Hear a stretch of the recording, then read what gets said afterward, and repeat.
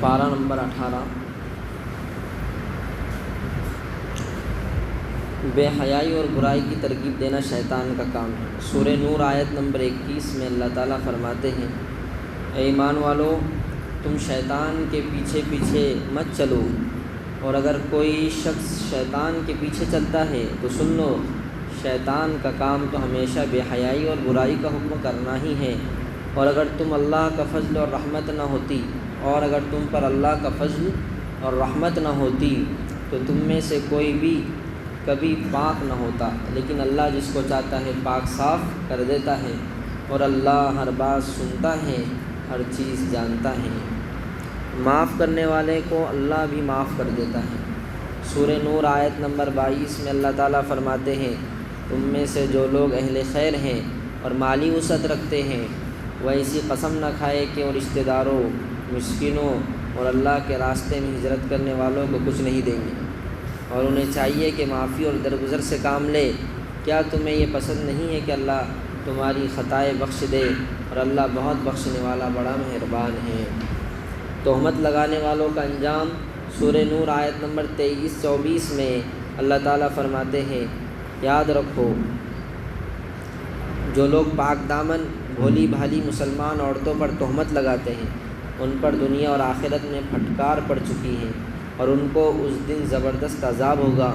جس دن خود ان کی زبانیں، ان کے ہاتھ اور ان کے پاؤں اور ان کے خلاف ان کے کیے ہوئے کاموں کی گواہی دیں گے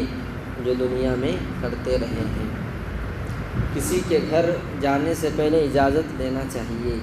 سورہ نور آیت نمبر 27-28 میں اللہ تعالیٰ فرماتے ہیں، ایمان والو،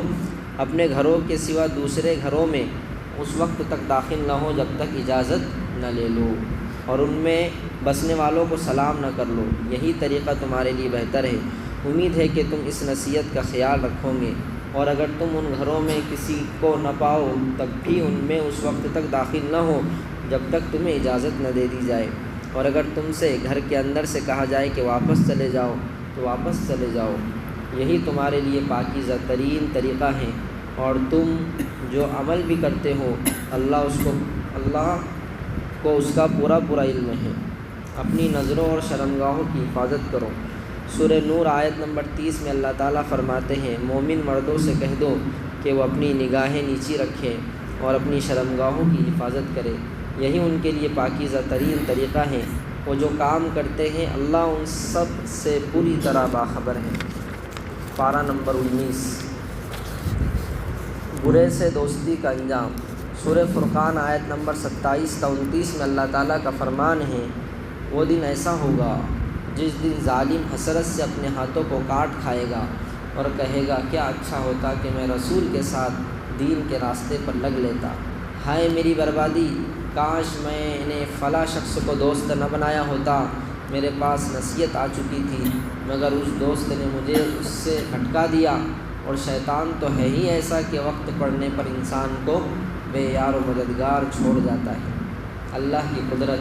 سورہ فرقان آیت نمبر 47-49 میں اللہ تعالیٰ فرماتے ہیں، وہی اللہ ہے جس نے تمہارے لیے رات کو لباس بنایا اور نیند کو سراپا سکون اور دن کو دوبارہ نیند سے اٹھ کر کھڑے ہونے کا ذریعہ بنا دیا، اور وہی اللہ ہے جس نے اپنی رحمت یعنی بارش سے پہلے ہوائیں بھیجی جو بارش کی خوشخبری لے کر آتی ہے، اور اللہ فرماتے ہیں، ہم نے ہی آسمان سے پاکیزہ پانی اتارا ہے تاکہ ہم اس کے ذریعے مردہ زمین کو زندگی بخشے، اور اپنی مخلوق میں سے بہت سے جانوروں اور انسانوں کو اس سے سیراب کرے۔ نسبی اور سسرالی رشتے اللہ تعالیٰ بناتا ہے۔ سورہ فرقان آیت نمبر 54 میں اللہ تعالیٰ فرماتے ہیں، وہی اللہ ہے جس نے پانی سے انسان کو پیدا کیا، پھر اس کو نسبی اور سسرالی رشتے عطا کیے، اور تمہارا پروردگار بڑی قدرت والا ہے۔ ہمیشہ